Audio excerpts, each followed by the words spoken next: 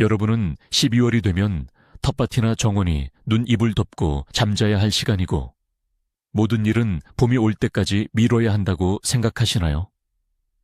그런데 만약 제가 여러분께 바로 지금 한겨울에 옆집 사람들이 부러워할 만한 대박 수확의 기초를 다질 수 있다고 말씀드린다면요.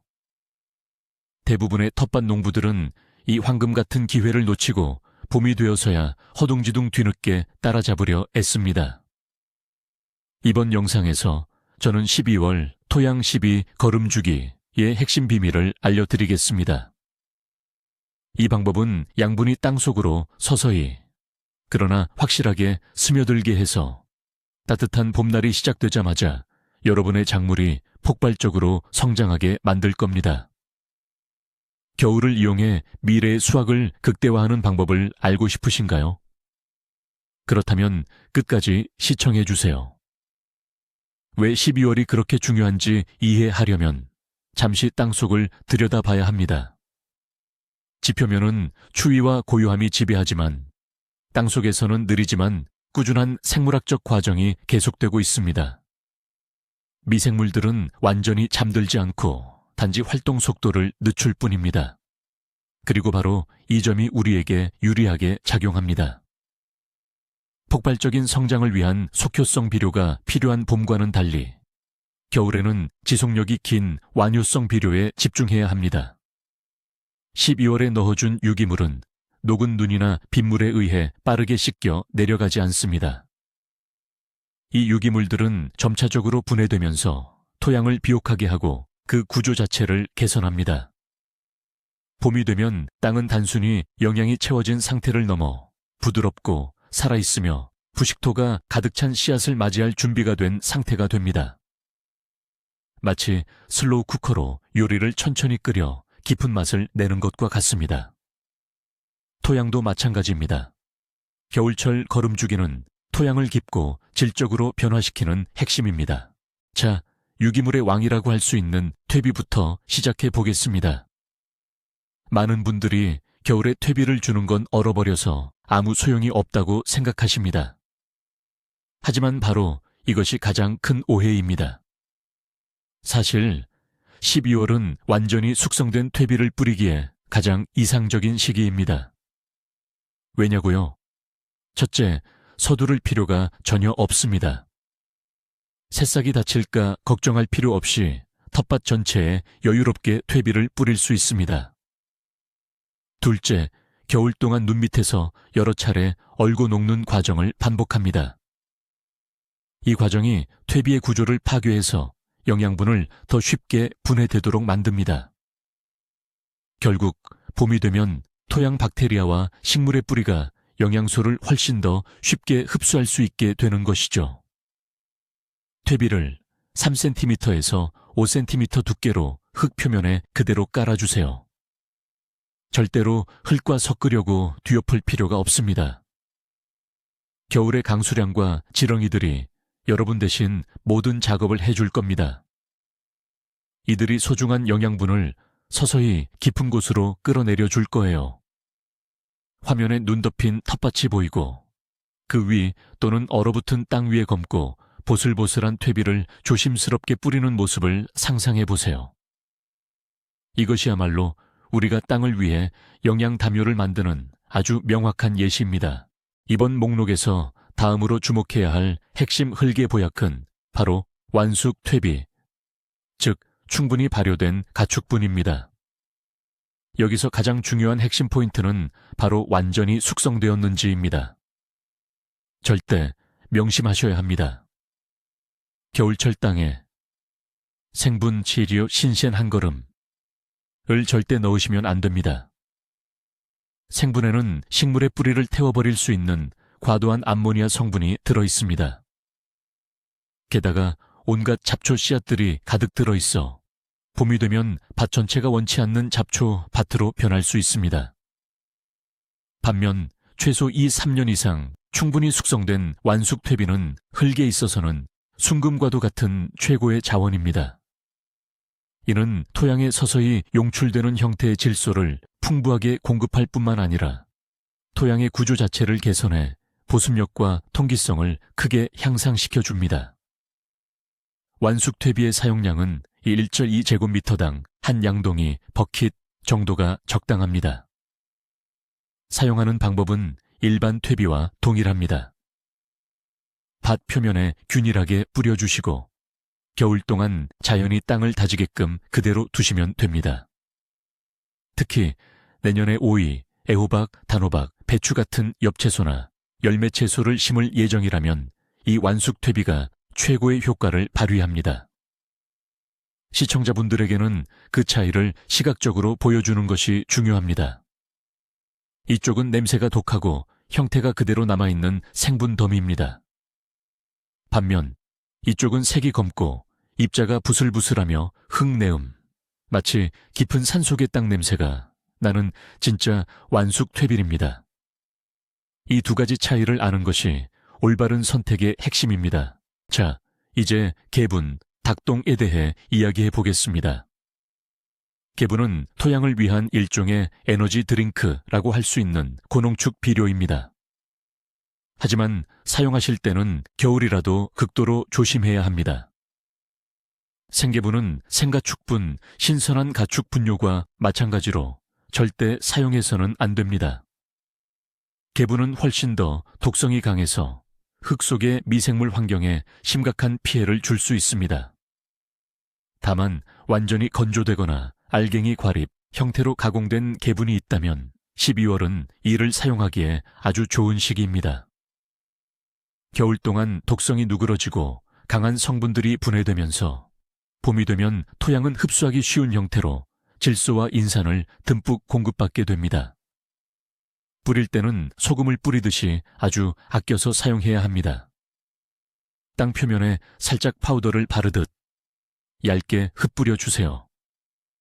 권장 사용량은 제곱미터당 200에서 300g을 넘기지 않아야 합니다. 이후에는 얇게 흙이나 퇴비로 덮어주는 것이 좋습니다. 이 비료는 특히 토마토, 고추, 가지 등 열매채소를 재배할 계획인 밭에 사용하기에 완벽합니다. 시각 자료를 활용한다면 과립 형태의 고농축 성분들이 눈 밑에서 천천히 노가 토양의 상층부로 고르게 침투하는 모습을 애니메이션으로 보여줄 수 있습니다. 화덕에서 나온 보물, 바로 목재제의 효능도 잊지 말아야 합니다. 이는 칼륨, 칼슘은 물론이고 30가지가 넘는 중요한 미량 원소의 귀중한 공급원입니다. 더욱이 이 모든 성분들이 식물이 흡수하기 매우 쉬운 형태로 존재합니다. 칼륨은 식물의 면역력과 병충해, 가뭄에 대한 저항성을 높여주며 나아가 작물의 맛과 당도를 결정하는 핵심 요소입니다. 12월에 재를 뿌리는 것은 특히 이로운데요. 영양을 공급할 뿐만 아니라 토양을 중화시키기 때문입니다. 겨울 동안 재의 알칼리성이 밭작물 대부분이 싫어하는 과도한 산성도를 부드럽게 중화시킬 충분한 시간을 갖게 됩니다. 권장 시비량은 1제곱미터당 약 1컵 종이컵 기준 정도입니다. 밭 표면에 골고루 뿌려주기만 하면 됩니다. 중요한 팁, 쓰레기, 페인트 칠된 나무 또는 합판 MDF, PB를 태운 재는 절대 사용하지 마세요. 반드시 순수한 목재나 식물 잔여물에서 나온 재만 사용해야 합니다. 시각적인 효과를 위해 정원사가 회색의 보송보송한 재를 체에 걸러 밭에 직접 뿌리는 장면을 보여줄 수 있습니다. 이는 깨끗하고 유익한 제품이라는 인상을 심어줄 것입니다. 자, 이제 조금 더 깊이 들어가서 골분 같은 완효성 비료에 대해 이야기해 봅시다. 골분은 인과 칼슘의 유기질 공급원인데 분해되는 속도가 매우 느립니다. 만약 여러분이 이것을 봄에 시비한다면 식물이 완전한 비료 효과를 보는 것은 한여름이 되어서야, 어쩌면 다음 시즌이 되어서야 가능할 수도 있습니다. 하지만 12월에 주는 것이야말로 가장 완벽한 시나리오입니다. 기나긴 겨울과 봄 몇 달 동안 골분은 토양 미생물의 작용으로 서서히 분해되기 시작하며 식물이 활발하게 성장할 시기가 되면 생명 유지에 필수적인 인을 바로 사용할 수 있게 됩니다. 이는 강력한 뿌리 시스템 발달을 담당하며 이는 모든 식물의 건강과 힘의 기초가 됩니다. 특히 당근, 비트, 감자 같은 뿌리 채소와 베리류 관목들이 이 12를 아주 고마워할 겁니다. 12량은 제곱미터당 약 100에서 200g 정도가 적당합니다.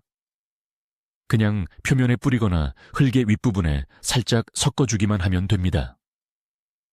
화면 연출. 이때 뿌리의 단면을 보여주세요. 처음에는 약했던 뿌리가 인 비료를 준 후에는 강력하고 잔뿌리가 많은 상태로 변하는 모습을 보여주시면 좋습니다. 우리가 주목할 만한 또 하나의 흥미로운 유기 비료는 바로 어분, 즉 생선 가루입니다. 어분은 골분 뼈가루처럼 인피 성분을 풍부하게 담고 있을 뿐만 아니라 질소 N 성분도 훌륭하게 공급해 줍니다. 특히 어분의 질소는 아주 천천히 분해되면서 방출되기 때문에 겨울철 12 비료 주기에도 이상적입니다. 어분은 토양에 아미노산과 다양한 미량 요소를 공급하며 유익한 토양 미생물의 활동을 활발하게 촉진하는 역할도 합니다. 쉽게 말해 우리는 단순히 작물에게만 영양분을 주는 것이 아니라 토양 자체를 건강하고 생기 있게 만드는 흙 살리기를 실천하는 것입니다. 어분은 모든 작물의 밑거름으로 훌륭하지만 특히 양배추나 토마토처럼 영양분을 많이 필요로 하는 다비성 두어 페이싱, 작물을 재배할 때 사용하시면 더욱 효과적입니다. 다만 한 가지 유의할 점이 있습니다.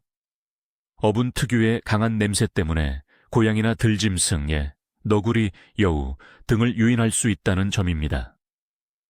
따라서 12후 사용량은 골분과 거의 유사합니다. 즉시 퇴비나 흙을 덮어주시는 것이 좋습니다.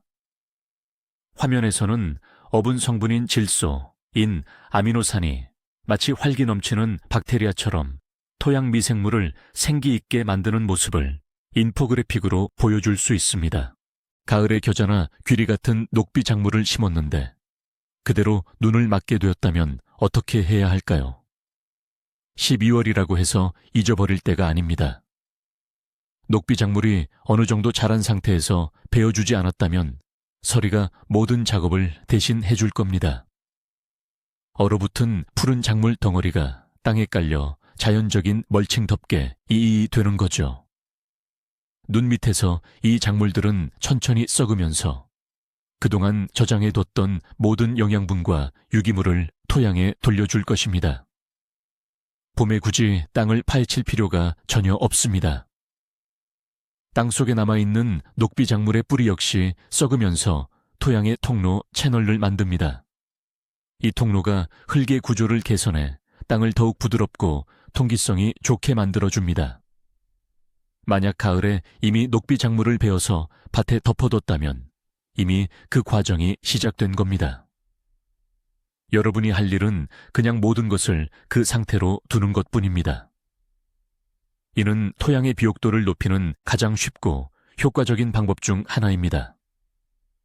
시각적인 이해를 돕기 위해 타임랩스를 보여드릴 수 있습니다. 푸른 녹비 작물이 가득한 밭에 눈이 덮이고 봄이 되면 그 자리에 부드럽고 어두운 색깔에 당장 씨를 뿌릴 수 있는 토양이 준비되어 있는 모습 말입니다. 겨울철 두 가지 중요한 역할을 하는 멀칭, 물칭에 대해 이야기해 보겠습니다.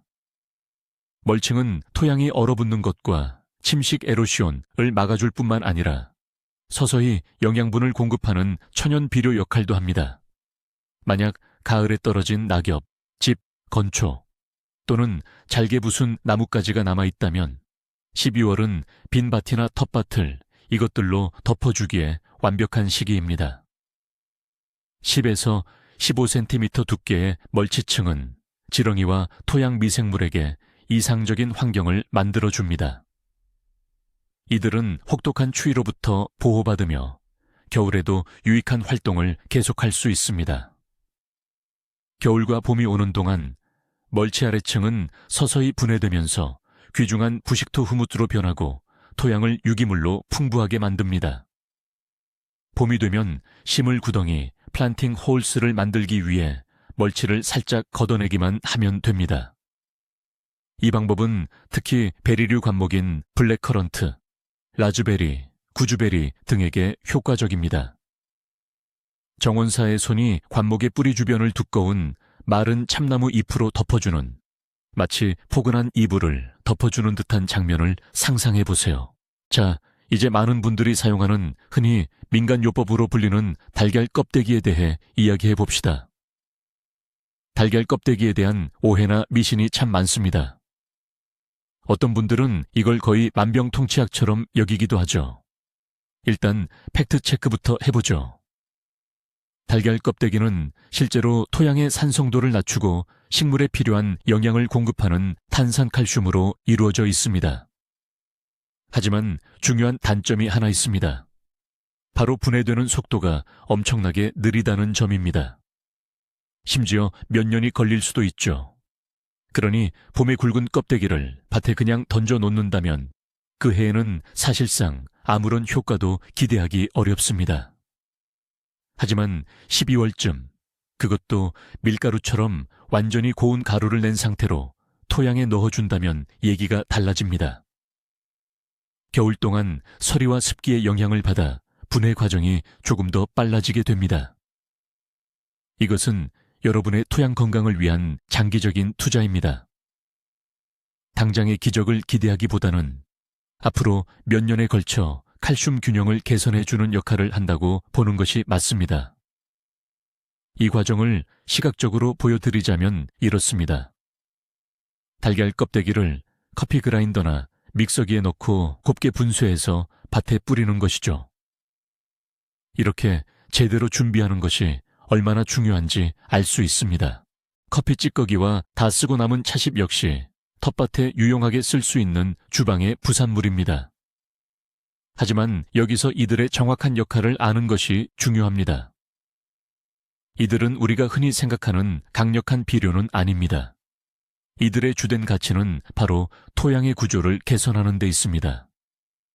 흙을 더 푸석푸석하고 통기성 좋게 만들고 지렁이를 유인하는 역할도 합니다. 함유된 영양 성분은 많지 않지만 서서히 분해되는 유기물을 포함하고 있습니다.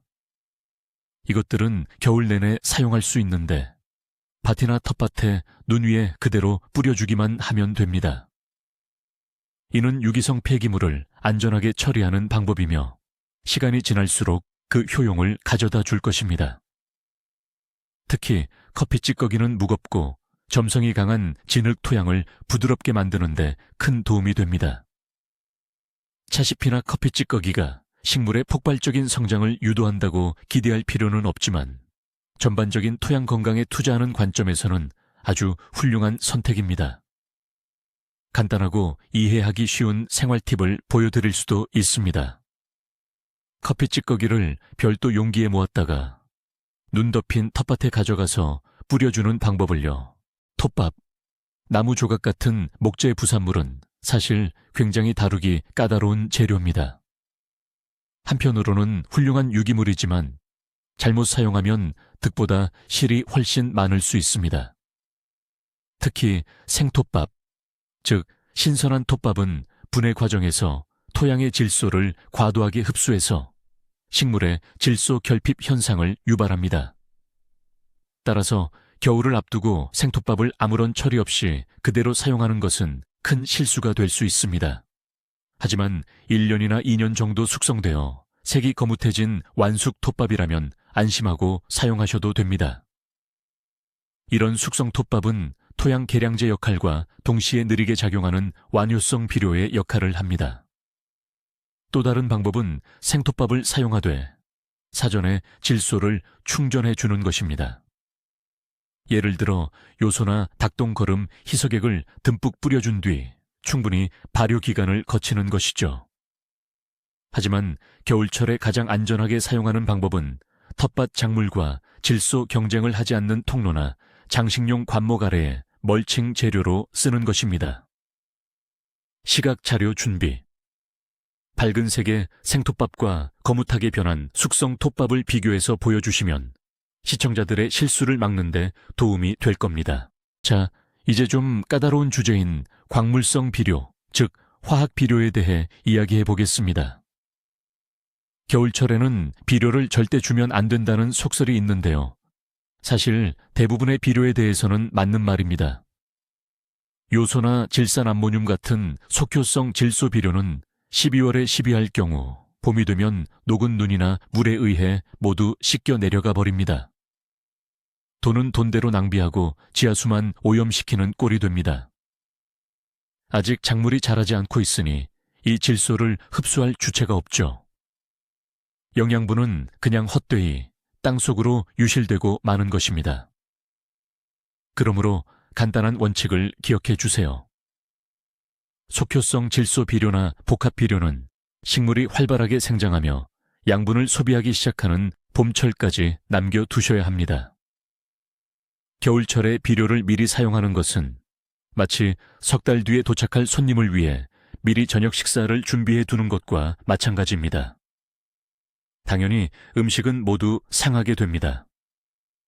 시각적인 이해를 돕기 위해 애니메이션을 보시면 비료 알갱이가 눈 속에서 녹아내리고 물줄기가 이 양분들을 미래의 뿌리 영역을 지나쳐 땅속 깊은 곳으로 쓸어 내려보내는 장면을 확인할 수 있습니다. 하지만 비료 사용 규칙에도 예외는 있습니다. 바로 인산질 비료와 칼륨 비료처럼 토양에서 매우 천천히 용해되고 이동성이 낮은 비료들입니다. 대표적으로는 슈퍼인산, 과인산, 특히 용과인과 황산칼륨 등이 있습니다. 이런 비료들은 가을이나 겨울에 흙을 뒤엎는 경작 작업을 하실 때 사용하거나 아니면 그냥 밭 표면에 뿌려두셔도 괜찮습니다. 겨울 동안 이 비료들은 천천히 녹으면서 작물의 뿌리가 닿는 층에 균일하게 퍼지게 됩니다. 따라서 봄이 되면 인과 칼륨은 식물이 바로 흡수할 수 있는 형태로 전환되어 생육 초기부터 빠르게 활용될 준비가 완료됩니다. 이는 특히 점토 함량이 높은 무거운 토양이나 산성 토양에서 효과가 좋습니다. 시비량은 제품 설명서를 참고해야 하지만 보통 제곱미터당 30에서 40g 정도가 권장됩니다. 물론 이 농업기술은 토양 분석 결과 이 특정 원소들의 결핍이 확인되었을 때 시행하는 것이 가장 효과적입니다.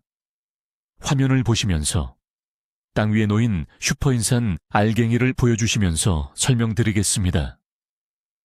이 비료가 뿌리까지 도달하는 데는 수개월의 시간이 걸린다는 점을 이해하는 것이 중요합니다. 특히 온실 토양 관리는 세심한 주의가 필요합니다. 난방을 하지 않는 온실이라도 흙이 바깥만큼 깊이 얼지는 않습니다. 미생물 활동도 외부보다 훨씬 활발하게 진행되죠. 12월은 온실 흙을 대청소하고 토양을 건강하게 회복시키기에 완벽한 시기입니다. 모든 작물 잔여물은 깨끗하게 제거해 주세요. 그 후에는 퇴비나 부엽토를 넉넉하게 넣어줍니다. 호밀 같은 내한성 녹비 작물을 파종하는 것도 좋은 방법입니다. 호밀은 토양을 비옥하게 만들 뿐만 아니라 병원성 곰팡이나 선충류의 발달을 억제하여 토양을 건강하게 해주는 역할도 합니다. 만약 한 해 동안 온실 토양이 많이 고갈되었다면 이전에 말씀드렸던 완효성 미네랄 비료를 추가로 넣어줄 수도 있습니다. 가장 중요한 것은 이 모든 작업 후 수분을 잘 가둬두는 것입니다. 온실에 눈을 넉넉히 던져 넣기만 해도 됩니다. 눈이 녹으면서 유기물 분해 과정에 필수적인 수분을 토양에 충분히 공급해 줄 것입니다. 화면 전환. 깨끗하게 정리된 온실 안으로 정원사가 삽으로 폭신한 눈을 퍼넣는 모습. 내년에 대규모 감자 농사를 계획하고 계시다면 토양 준비는 미리 해 두셔야 합니다. 감자는 특히 부드럽고 영양분이 풍부한 땅을 좋아하며 유기물에 대한 반응이 아주 좋습니다. 12월쯤 감자를 심을 밭에 잘 섞인 부숙토나 일반적인 퇴비를 미리 뿌려주세요. 더 좋은 방법은 유기물을 섞어 쓰는 것입니다. 1제곱미터 앰플트, 당 퇴비 약반 바가지 혹은 넉넉히 제 한 컵 소주잔 기준. 그리고 슈퍼인산 비료 한 큰술을 섞어서 사용하세요. 이 모든 것을 밭 표면에 골고루 뿌려줍니다. 따로 깊게 갈아엎을 필요는 없습니다. 겨울 동안 눈과 서리를 거치면서 영양분들이 자연스레 땅속 깊이 침투하게 됩니다. 봄이 되면 심을 곳에 고랑이나 구덩이만 만들어 심기만 하면 됩니다. 이렇게 미리 준비해 두는 것이 수확량을 크게 늘려줄 뿐만 아니라 감자의 풍미맛 또한 향상시켜 줍니다. 화면에는 인포그래픽 도표를 보여주시면 됩니다. 밭 위에 퇴비, 재, 슈퍼인산 비료를 층층이 얹고 그 위를 눈이 덮는 그림입니다. 그리고 화살표는 크고 깨끗한 감자 사진으로 이어지도록 해주세요. 당근, 비트, 파스닙 등 장차 수확할 뿌리 채소, 근체류를 위한 밭도 특별한 관리가 필요합니다. 여기서 가장 중요한 규칙은 바로 생유기물은 절대 금물이라는 것입니다.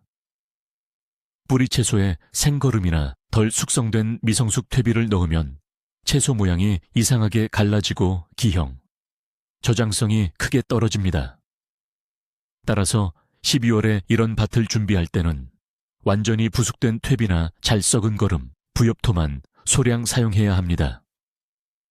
주요 영양분으로는 칼륨과 인에 집중해야 합니다.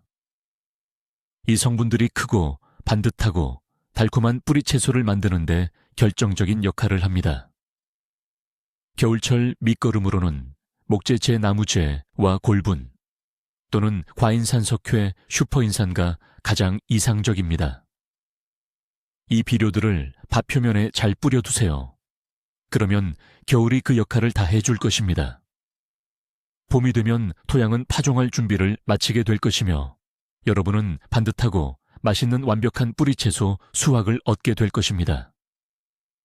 경고의 의미로 울퉁불퉁하고 뿔처럼 갈라진 당근 사진을 보여주면서 이것이 바로 유기물을 잘못 처리한 결과임을 설명할 수 있습니다. 많은 분들이 겨울철 토양 산성화를 개선하기 위해 석회고토 비료나 석회가루를 사용하시죠. 아주 올바른 방법입니다. 왜냐하면 이 토양 중화 작업은 매우 느리게 진행되기 때문에 겨울에 미리 작업해 두는 것이 좋습니다. 12월이 바로 이 작업을 위한 최적기이기도 하고요. 하지만 여기서 자주 놓치기 쉬운 아주 중요한 팁이 있습니다. 석회나 석회고토 비료를 가축분 퇴비 혹은 인산 비료와 동시에 시비해서는 절대 안 됩니다. 왜 그럴까요?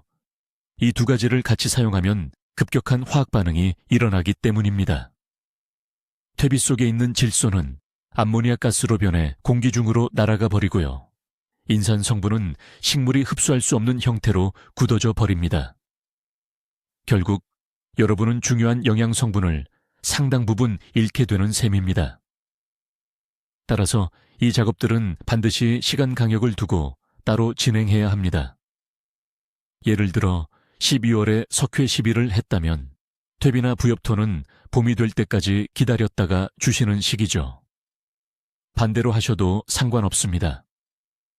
이 간단한 원칙 하나만 지키시면 비용을 절약할 수 있고 비료의 효율도 훨씬 높일 수 있습니다. 이때 석회와 퇴비가 만나 질소 분자가 날아가는 간단한 화학 공식이나 애니메이션을 보여주시면 이해하기 더욱 쉽습니다. 비료를 주는 것 외에도 12월에는 토양 구조 개선에 신경을 써야 합니다. 특히 바틀기 무겁고 점토 성분이라면 더욱 중요하죠. 이런 흙은 물 빠짐과 통기성이 매우 나쁘고 봄에는 땅이 늦게 데워지는 것은 물론 표면에 단단한 경반층을 형성하기 쉽습니다. 토양 구조를 개선하기 위해서는 겨울철의 굵은 입자에 강모래, 즉 마사토나 충분히 부숙된 톱밥을 넣어주는 것이 좋습니다. 이 재료들을 밭 전체 표면에 골고루 뿌려주세요. 겨울 내내 반복되는 동결과 해빙 주기를 거치면서 이 재료들이 자연스럽게 표토층과 섞여 흙을 더 부드럽고 구조화된 상태로 만들어줄 것입니다. 이는 유기물 투입을 완벽하게 보완해주는 기계적인 토양 개량 방법입니다. 봄이 되면 여러분의 밭흙은 훨씬 수월하게 관리할 수 있게 될 것입니다. 예를 들어 이 두 가지 차이를 한번 확인해 보시죠. 화면 전환 유도. 여기는 단단하고 끈적이는 진흙 덩어리입니다. 그리고 여기는 모래와 유기물을 추가하여 푸슬푸슬하고 알갱이 진 상태로 개선된 토양입니다. 그리고 마지막으로 12월에 가장 중요하면서도 가장 구하기 쉬운 비료는 바로 눈익수해입니다. 눈의 역할을 절대 과소평가해서는 안 됩니다. 눈이불은 땅과 단연생, 식물의 뿌리가 얼어 죽는 것을 막아줍니다. 또한 표토의 비옥한 흙이 바람에 날아가거나 침식되는 것도 방지하죠. 하지만 그 중에서도 핵심은 봄이 되면 이 눈이 녹아 해빙수를 공급한다는 점입니다. 해빙수는 특별한 구조를 가진 생명수로 여겨지며 식물에 매우 이롭습니다. 여러분이 해야 할 일은 이 눈이 밭에 최대한 오래 머무르도록 하는 것입니다. 눈막이용 울타리를 설치하거나 나뭇가지를 흩뿌려 놓고 키 큰 식물의 줄기는 일부러 치우지 마세요. 밭에 눈이 많이 쌓일수록 봄의 토양은 더 많은 수분을 확보하게 됩니다. 그리고 바로 이 수분이 우리가 12월에 정성껏 넣어두었던 모든 비료 성분을 녹여서 장차 뿌리가 내릴 곳까지 운반해 줄 것입니다. 눈은 봄의 성장, 오케스트라를 시작시키는 지휘자와 같습니다. 화면 전환 및 시각 자료 지시. 특별한 눈막이 구조물을 이용해 밭고랑에 눈둔덕이 풍성하게 쌓인 아름다운 겨울 정원의 모습을 보여주세요. 자, 이제 정리해 보겠습니다. 보시다시피 12월은 정원색에 결코 쉬는 달이 아닙니다. 오히려 조용하고 깊이 생각하며 전략적으로 중요한 작업을 할 수 있는 시기죠. 남들이 쉬는 동안 여러분은 미래의 풍성하고 경이로운 수확을 위한 단단한 기초를 다지는 것입니다. 우리는 겨울철 밑거름의 핵심 원칙이 천천히 작용하는 유기질 비료, 즉 퇴비, 완숙된 거름, 재, 골분 등에 집중해야 한다는 것을 배웠습니다. 또한 왜 생거름이나 빨리 녹는 속효성 수셔싱, 화학 비료를 사용하면 안 되는지에 대해서도 확실히 알게 되었습니다. 그리고 가장 중요한 비밀, 일종의 대반전이라고 할 수 있는 사실은 우리가 넣어준 이 귀한 영양분들을 활성화시키는 것이 따뜻함이 아니라 바로 추위와 눈이라는 점입니다. 바로 얼었다 녹는 과정, 동결 해동 사이클과 눈이 천천히 녹으면서 영양분을 식물이 흡수하기 쉽게 만들고 토양 전체에 균일하게 퍼지도록 돕는 역할을 합니다. 즉, 겨울은 우리의 적이 아니라 땅을 준비시키는 가장 중요한 아군 동맹인 셈입니다. 영상 끝까지 시청해 주셔서 감사합니다. 만약 이 영상이 유익하셨다면 좋아요를 눌러주시고 새로운 영상을 놓치지 않도록 채널 구독도 부탁드립니다. 자, 이제 여러분께 질문 하나 드리겠습니다. 여러분만의 겨울철 텃밭 관리 비법은 무엇인가요? 12월에는 어떤 비료를 사용하시나요? 댓글로 여러분의 경험을 공유해 주세요. 함께 이야기 나누어 봅시다.